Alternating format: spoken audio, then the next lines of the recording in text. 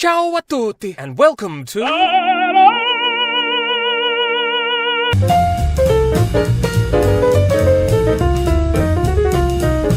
This is Europe, and here's Italy. Now andiamo, shall we? Italy, a sublime geographical symphony of swoon-inducing beauty, has been inhabited for eons, and it's not difficult to see why. As time passed, the peninsula's primitive populace began assembling into villages, herding cattle, and tinkering with metals. Meanwhile, on the island of Sardinia, a most mysterious civilization sprouted in the Bronze Age called Nuragic, named after the thousands of stone structures they built, and whose purpose remains unknown. I don't know, maybe they were giant pizza ovens. By the Iron Age, we find the land inhabited by various Italic tribes, as well as the Etruscans, an intriguing people with what must certainly be the warmest and coziest art style of the ancient world. They attained their peak in the 700s BC, the same century, so the legend goes, that the city of Rome was founded by Romulus, the wolf-raised descendant of the Trojan hero Aeneas. This same busy century saw the arrival of the Greeks in the south, and in Sicily, where Grecian ways took root, as they usually did, and some of the best preserved Greek architecture in the world stands proudly in the Sicilian landscapes. Now back to the Tiber River, where the Romans overthrew their king and established a republic. The kingly powers were transferred to two men called consuls, who were elected to office for 1 year, each one serving to keep the other in check, to make sure no one got any dictatorial ambitions. The Roman Republic's first major setback was an invasion by the Celtic Gauls around 387 BC, a humiliation the Romans never forgot. In the years that followed, Rome steadily strengthened and went to war with its Italic cousins, as well as the Etruscans, and ended up conquering most of the Italian mainland in the ensuing century. Eventually, Rome began butting heads with the forces of Carthage from North Africa, who controlled a number of grain-rich islands that Rome wanted. They went to war, and Rome won, boosting its naval expertise in the process. The two powers eventually came to blows again, Rome very much rattled by the Alpine invasion of Carthage's Hannibal, who crushed the Romans at Cannae. But rather than give in, Rome regrouped and fought on, snatching Carthage's possessions in Spain, and achieving victory under General Scipio at the Battle of Zama. The final war between the two states saw Carthage destroyed, and Rome the undisputed master of the Mediterranean, which they later called Mare Nostrum, our sea. Reforms introduced by Gaius Marius saw the Roman army forged into a more formidable fighting machine. In the 1st century BC, we see Julius Caesar conquering Gaul and attaining a degree of power that unnerved the Roman Senate, who didn't want dictators. A civil war arose that Caesar won, and surprise, surprise, became dictator. So several sour senators assassinated Caesar, but it was in vain. Caesar's heir rose to prominence and became not dictator, but emperor, after defeating his rival Mark Antony at the Battle of Actium. Emperor Augustus added the breadbasket that was Egypt to Rome's swelling dominions, and ushered in a prosperous period of peace called the Pax Romana, which lasted some 2 centuries. There were cruel emperors like Nero, and good emperors like Antoninus Pius, and Roman laws and Roman order permeated the realm, which was linked by Roman roads, and everywhere you went you saw Roman temples and Roman bridges and Roman baths and Roman aqueducts and Roman arenas. The empire's pinnacle was procured under Trajan when it stretched from Britain to Babylon. The 3rd century saw a time of crisis, invasions and rebellions, but the combined exertions of Aurelian and the reforms of Diocletian kept it together. Diocletian also inaugurated Rome's final attempt to stamp out Christianity, whose multiplying adherents stubbornly refused to worship the Roman emperor. But his persecution flopped, and under Theodosius, the Christian faith became the official religion of the empire. The eastern half lived on a lot longer, but the west, including Italy, was hit hard by constant invasions by mainly Germanic tribes, and finally fell in 476. Another Germanic people, the Lombards, invaded in the 560s and ruled much of Italy for 2 centuries, until defeated by different Germans, the Franks, under Charlemagne, who in the year 800 was crowned Emperor of the Romans by the Bishop of Rome, Pope Leo III. European art and culture had been in steady decline since the invasions that accompanied Rome's fall, but after Charlemagne, knowledge and artistry started returning to renewed heights of magnificence. Much of the medieval world's affairs would subsequently be dominated by the powers of the German leaders of what would become the Holy Roman Empire and the Roman Catholic Church headed by the popes, and of course the two were often in conflict with each other. So Italy found itself splintered into various states, and Sicily, which the Arabs had taken in the 800s, was conquered by the Normans from northern France, who also snapped up southern Italy. These Italo-Normans joined the First Crusade, and as the Middle Ages matured, matured, Italy produced more and more pivotal personages. The gentle Francis of Assisi adopted a life of poverty to imitate Christ and preach to the poor, and is today the patron saint of Italy. Alongside the mystical visionary Catherine of Siena, Thomas Aquinas proved one of the greatest of the world's philosophers. The poet Dante's vivid epic, The Divine Comedy, is considered among history's finest literary works. The merchant Marco Polo travelled to China, and Giotto changed art forever by rejecting the stiffness of the Byzantine style and concocting a wondrously emotional, natural and freer form in his frescoes. Wretched times arose in 1347 when the Black Death plagued Italy with insidious vigour, but by the 1400s the cultural blossoming resumed. Italy had rediscovered the knowledge and artistic splendour of Greece and Rome, and set out to equal or even outdo the ancients. We call this extraordinary era the Renaissance, a time of immense confidence in human abilities that saw the end of the medieval era and the beginning of modernity. It was born in the city of Florence, whose famous banking family, the Medici, sponsored the arts with their immense wealth, something other prominent families and figures began doing, from the Sforzas of Milan to the infamous Borgias in Rome and the Doge's Palace in Venice. The outpouring of brilliance in this era, including the genius of Da Vinci and the sculptures of Michelangelo and the invention of opera, inspired the entire Western world, but was nonetheless concurrent with internecine intrigues and the bloodshed of war. The rival states stood down for a few decades, but you can't stop war for long. And here it comes. Charles VIII of France invaded Italy, and thus we enter the Italian Wars, a lengthy span of power struggles and alliances and battles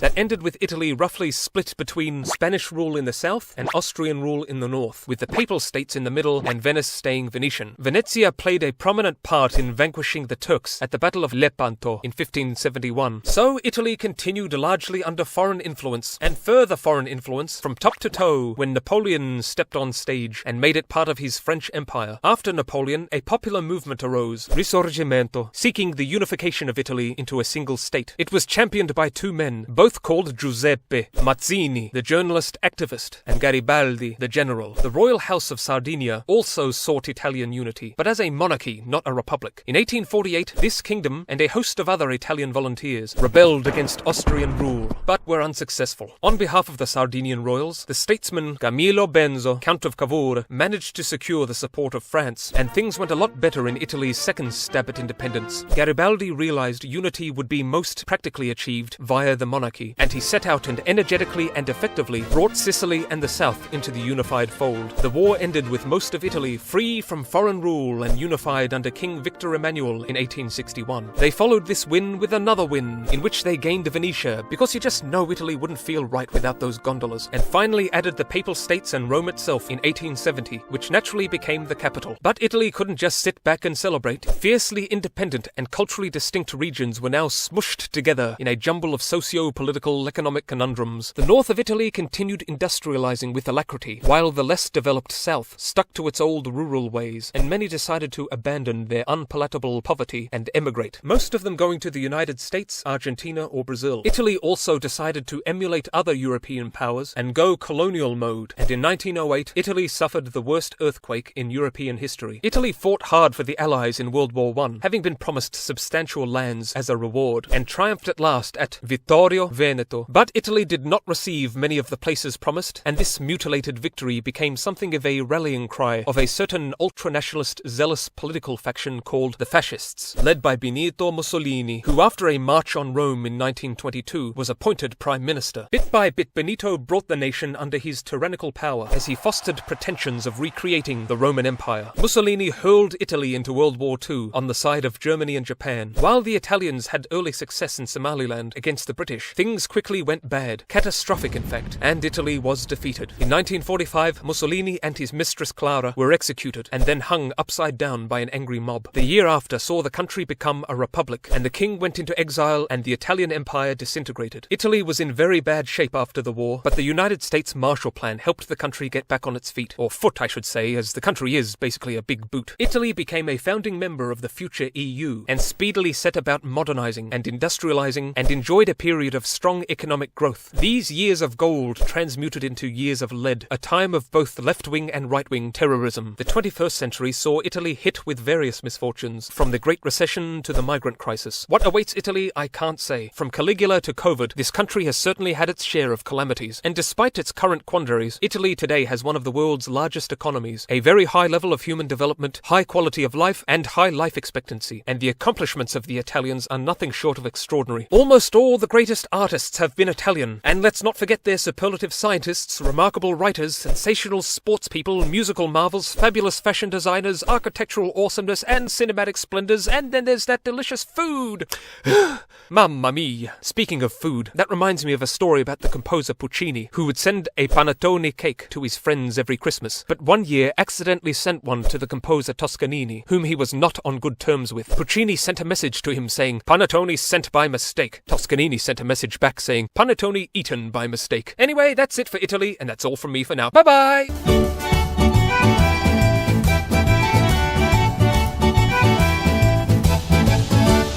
Meet Messalina, the Empress of Rome who made history for all the wrong reasons. Her scandals shook the empire to its core. Rumor has it, she competed with the city's most famous courtesan to see who could seduce more men in one night, and Messalina won. She didn't stop there. Using her charm, she manipulated senators, eliminated rivals, and secretly married her lover while still married to Emperor Claudius.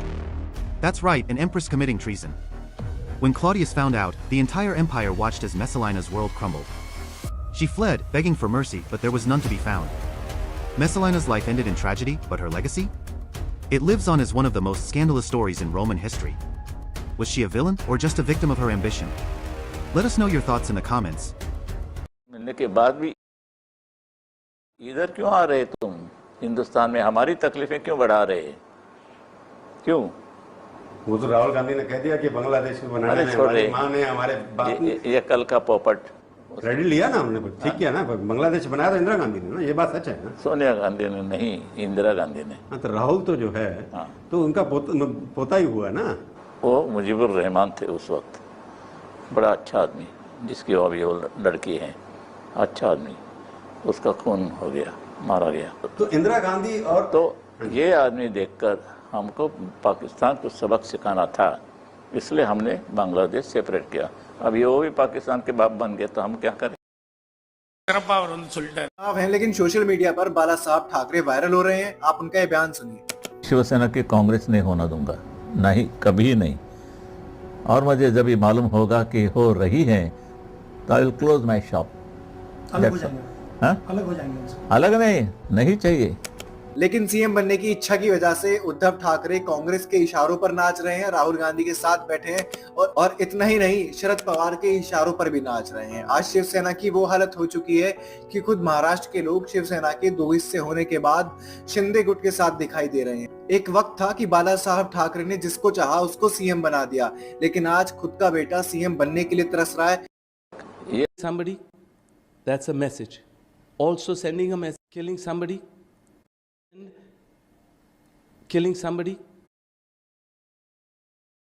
looking at identities and then killing somebody, that's a message. Also sending a message, killing somebody, that's a message. Also sending a message to the Prime Minister of our country. Why? Because Muslims are feeling weakened. The minorities are feeling weakened. When you're going to stop minorities or Muslims from basically saying their prayers on spilling over from their mosque to the road or on roofs of their homes, or you have a survey of the mosques that, you know, there's a temple under that or there's a statue under that, or you tell them that Babar and Aurangzeb, negative thoughts about that. Yes, there'll be a divide, and people will not appreciate that. There'll be a divide, and people will not appreciate that in our country.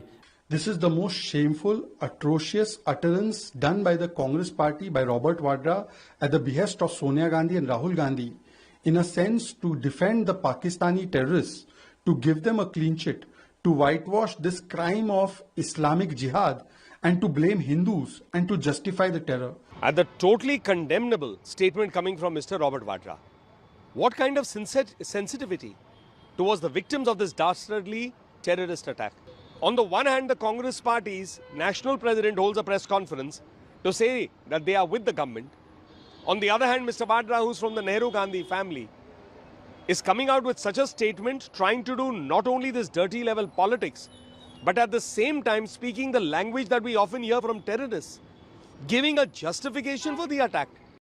Hello from the Melody team.